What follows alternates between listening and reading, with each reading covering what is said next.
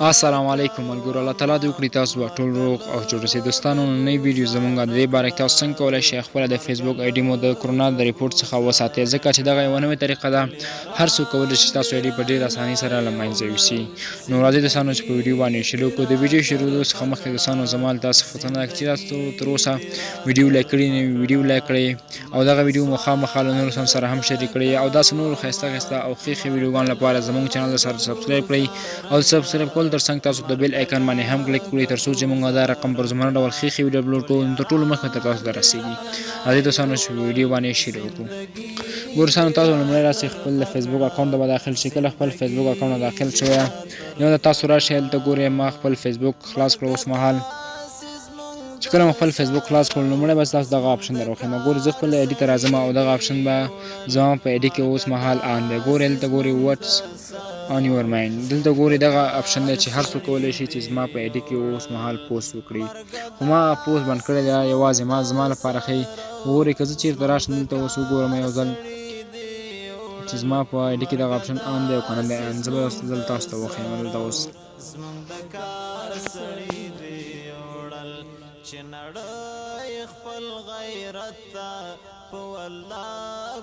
ګورئ ما په ویو آز باندې کلیک وکړو چې دا څنګه ګورئ دلته اوس زه به خپل آی ډي تاسو ته ګورئ وښیم. دلته ګورئ چې دغه آپشن زما په آی ډي کې اوس دلته نشته دی، دا یوازې زما لپاره دلته ښیي. چې زما آی ډي ته بل څوک راځي نو دا آپشن به نه ښیي. ګورئ زه اوس راځم دغلته دغه آپشن به اوس تاسو ته آن کوم. زه به یو بل آی ډي تاسو ته وښیم چې دغه آپشن پکې آن وي تر څو تاسو دلته وګورئ زه یو بل آی ډي به خلاصه کړم. د آی ډي به چک کړم چې دلته کې دا آن دی او که نه دی آن.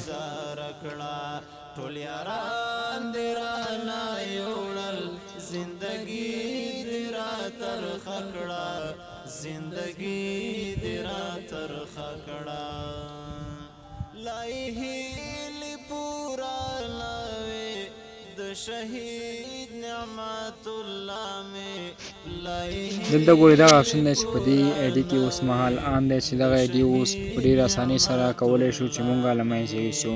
چې په راتلونکي ویډیو به هم تاسو ته په همدې باره کې ووایم څنګه کولی شو مونږ په دغه رقم د کرونا په ریپورټ سره مونږ کولی شو چې د یو چا آی ډي له منځه یوسو. په نوې ویډیو کې زه تاسو ته لومړی دا طریقه درښیم څنګه کولی شو مونږ خپل آی ډي د کرونا د ریپورټ څخه وساتو.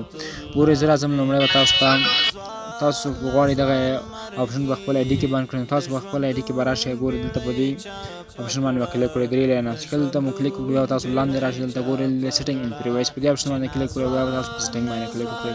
چې کله مو سیټینګ باندې کلیک کړو بیا به داسې صفحه موږ سره خلاص شي. بیا به دلته راشئ لاندې سکرول ډاون ټایم لاین اینډ ټیګینګ تاسو په دې باندې کلیک وکړئ. چې کله مو په دې باندې کلیک وکړو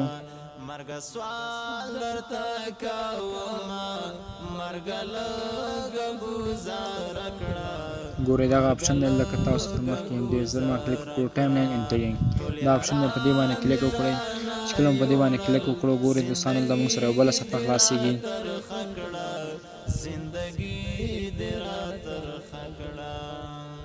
چې زما زړه کې دې زید مینې ونیوه جانانه، چې زما زړه کې دې زید مینې ونیوه. داسې ګورئ کله چې تاسو په دې باندې کلیک وکړئ ټایم لاین ټیګینګ بیا به تاسو سره داسې صفحه خلاص شي. دلته ګورئ دلته موږ سره یو آپشن دی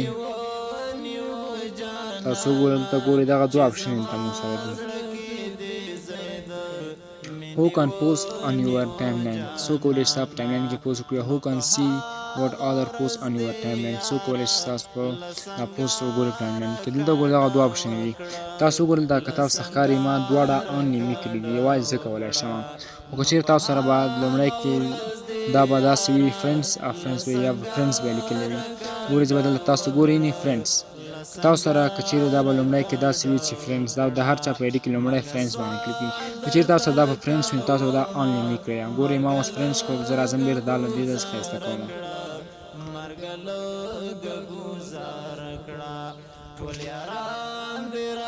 او دلته دویم آپشن دی Who can see what other post on your timeline. دلته دا به هم لومړی تاسو سره په فرینډس کې وي. دا لومړی فرینډس کې وي. ګورئ دلته وګورئ فرینډس دا که چېرې تاسو سره په فرینډس کې وي نو تاسو باید دا بیا ګورئ ما اوس یو ځل دلته راغلم فرینډس دواړه مې کړل. ګورئ که زه اوس خپل آی ډي ته اوس راشم یو ځل تاسو ته وښیم زما به دغه آپشن هم آن شوی وي. ګورئ زه راغلم دلته خپل ایډي ته یو ځل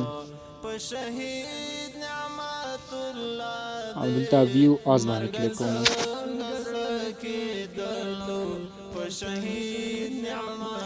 خو نه ده راغلی، زه به یو ځل بیا ټرای وکړم چې د اول نه ده راغلی.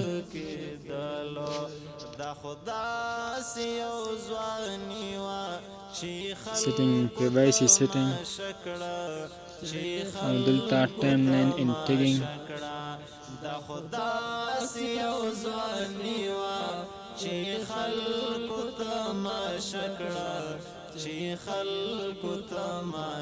تاسو ګورئ زه د یو بل ایډي څخه لاګین شوم. هلته اوس ګورئ تاسو چې کله راشئ هلته زما ایډي ته راغلم. ګورئ هلته وګورئ دا نفر زما په ایډي کې پوسټ کولی شي چې زما ایډي په ډېرې اسانۍ سره له منځه یوسي. ګورئ زه اوس راځم بېرته دغه اپشن له دې څخه بندوم. دلته ګورئ زه خپل ایډي ته بیا لاګین شوم او هلته به زه راځم بیا هم setting in privacy ته او په setting in privacy setting او د دې څخه وروسته به timeline and tagging باندې کلیک وکړو. پبلیک پوسټ باندې کلیک کړو. ګورئ timeline and tagging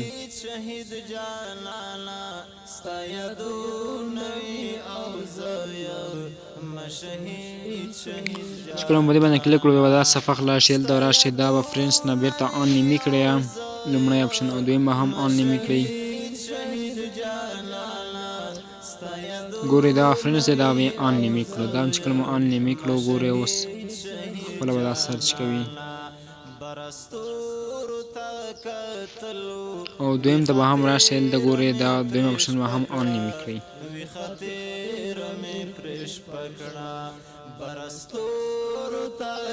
تاسو ګورئ دا آن نیمي شو. دواړه وګورئ آن نیمي شو. اوس زه راځم بیا خپلې د فیسبوک ایډي ته. زه له یو بل ایډي څخه لاګین کېږم تر څو چې تاسو ته په مکمل توګه وښیم. ګورئ زه راځم دا به ویډیو تاسو ګورئ دا اوس زما ایډي ته ګورئ زه دلته راغلم یو ځل. تاسو ګورئ دلته به دلته هغه اپشن د دې څخه اوس هیډ شوی دی نشته. اوس زما ایډي څوک نشي هیک کولی یا له منځه وړلی نشي. نو دغه تاسو کولی چې خپل ایډي مو په ډېرې اسانۍ سره د کرونا ریپورټ څخه وساتئ چې راتلونکي ویډیو به زموږ د دې باره کې تاسو څنګه کولی شئ د یو چا ایډي د کرونا په ریپورټ سره له منځه یوسئ. مننه دوستانو چې ویډیو ما سره اخره پورې وکتله. که ویډیو مو خوښ شي ویډیو سره